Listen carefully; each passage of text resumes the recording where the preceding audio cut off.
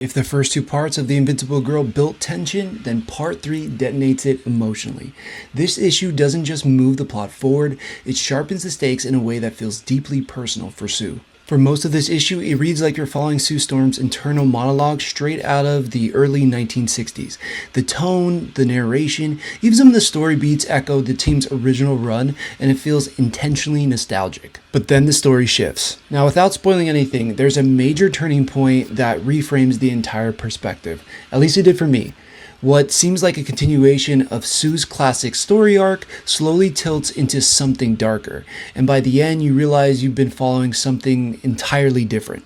Now, it's not a shock twist, it's more of a narrative pivot, and I genuinely find it interesting. Ryan North continues blending deep scientific ideas with character-driven storytelling, with Reed, who introduces new explanations for Sue's powers that I haven't heard framed this way before, and those concepts directly impact what happens mid-issue. And I think the art absolutely leans into that. Humberto Ramos and Victor Olazaba bring their usual vibrancy and motion, but as the issue progresses, the palette shifts.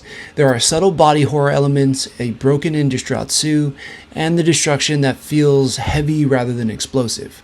And one of my favorite elements are the facial expressions, especially how they sell this psychological status of the team.